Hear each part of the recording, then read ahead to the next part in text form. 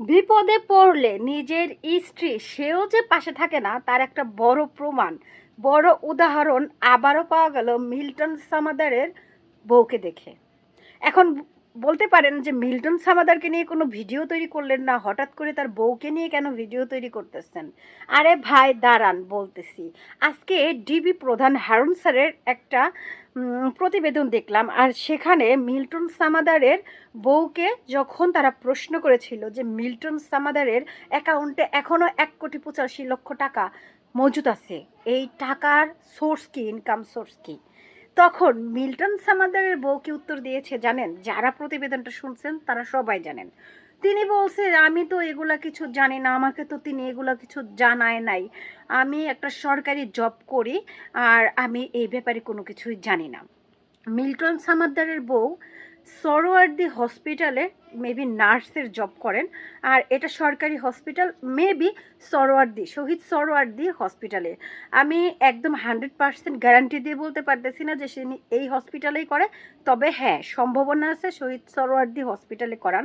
কারণ আমি যে বিল্ডিংয়ে থাকতাম ওই বিল্ডিংয়ের নিচতলায় মিল্টন সামাদারের অফিস ছিল। চাইল্ড অ্যান্ড এজ যে অফিসটা আছে সেখানে তার অনেকগুলো লোক আছে। ভাইরে ভাই, আমি জানি না তারা বসে কি করে, কারণ আমি যখনই নিচে নামতাম উপরে উঠতাম শুধুমাত্র দেখতাম যে তারা টেবিল চেয়ার নিয়ে বসে আছে। এই অফিসটা তার অনেক আগে নেয়া। এখানে একবার সিলস যাই হোক বন্ধও হয়ে গেছিল, কারণ তিনি নাকি কোথাও কারো কাছ থেকে অনেক টাকা ধার করেছিল, তার পাওনাদাররা এসে তাকে তাগাদা দিচ্ছে। থাক, সেই ব্যাপারটা বাদই দেই। আর মিল্টন সামাদ্দার কেমন সেটা তো সরকার বা আইন প্রশাসন এখন প্রমাণ করবে যে কেমন। আর তার যে অনেক এই যে অনেক কিছুই ফাঁস হয়ে যাচ্ছে এখন, তার ভালো মানুষের আড়ালে যে অনেক কিছুই আছে সেটা তো এখন সবাই দেখতে পাচ্ছে। সে অনেক ভালো কাজ করেছে বিধায়ী, কিন্তু ভালো কাজটা মানুষকে দেখাইছে বিধায়ী, কিন্তু আমাদের প্রবাসী ভাইরা তার অ্যাকাউন্টে অনেক টাকা পাঠিয়েছে। এবং কি আমি যেহেতু তার আমি একই এলাকা এবং কি একই বিল্ডিংয়ে যেহেতু ছিলাম, পুরো ওই এলাকায় কয়েকটা বিকাশের দোকান ছিল যেখান থেকে তিনি টাকা তুলতো। ওইখানে যদি গিয়ে কেউ জিজ্ঞেস করে তাহলেই আপনারা বুঝতে পারবেন যে সে কি পরিমাণ টাকা প্রতিদিন তুলে এক একটা বিকাশের দোকান থেকে। আমি সেগুলো নিয়ে কোনো কথা বলতে চাই না, কিন্তু কথা হলো এই যে মিল্টন সামদ্দার টাকার পাহাড় করতেছে অসহায় দরিদ্র দুস্থ প্রতিবন্ধী যাদের কেউ নাই তাদেরকে সাহায্য করার কথা বলে বিদেশ থেকে বিভিন্নভাবে ত্রাণ সামগ্রী এনে প্রবাসীদের কষ্টের অর্থ আত্মসাৎ করে উনি যে এই যে টাকার পাহাড়গুলো করতেছে, কার জন্য করতেছে? দেখাচ্ছে যে বৃদ্ধ অনাথ আশ্রমের মানুষের জন্য, কিন্তু করতেছে কিন্তু নিজের স্ত্রীর সন্তানের জন্য, নিজে তো আর একা খাওয়ার জন্য না। যদিও ডিবি প্রধান হারুন স্যার বারবার ওনাকে মাদকাসক্ত বলেছেন, ওনার চেহারা দেখেও এরকমই মনে হয়, আর ওনার বিহেভিয়ার দেখে তো একদম অনেক মানুষই কনফার্ম হয়ে যাবে যে হ্যাঁ উনি মাদকাসক্ত। কারণ ওনার কাছে যেই দেখা করতে যায় তার অফিসে তার আশ্রমে অনেককেই তিনি পিটায়, সাংবাদিকদের সাথে রুড ব্যবহার করে। আপনি একটা ভালো কাজ করতেছেন কিন্তু আপনার ওইখানে কি চলছে দেখতে দিবেন না কাউকে, তাহলে তো মানুষ বলবেই।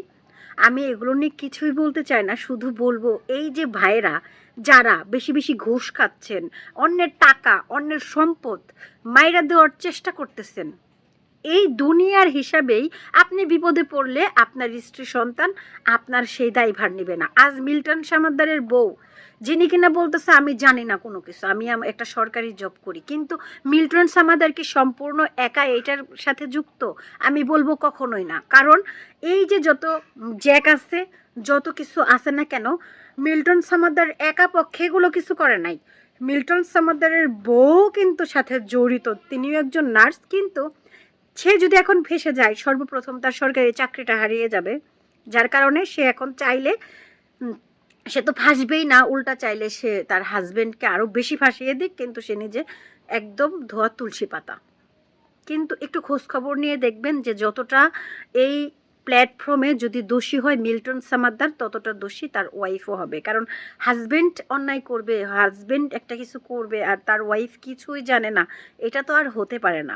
যেই লোকটা একটা সময় টাকার অভাবে ছিল, আর সেই লোকটা যখন প্রাচুর্যের মালিক হয়ে গেল, তার বউ তো সেই বিলাসবহুল জীবনযাপন উপভোগ করতেছে না, কিন্তু সে পুরোপুরি ইগনোর করছে যে আমি এগুলা কিছুই জানি না, আমি একটা সরকারি জব করি। তাহলে কিসের জন্য মানুষকে ঠকিয়ে আপনি এত সম্পদের পাহাড় করবেন? এপারেই যেহেতু আপনার স্ত্রী সন্তান আপনার পাশে দাঁড়াচ্ছে না, তাহলে ওপারের জীবনে কি হবে? সেখানে তো সম্পূর্ণ আপনার নিজেকেই হিসাব দিতে হবে, শাস্তি পেতে হবে।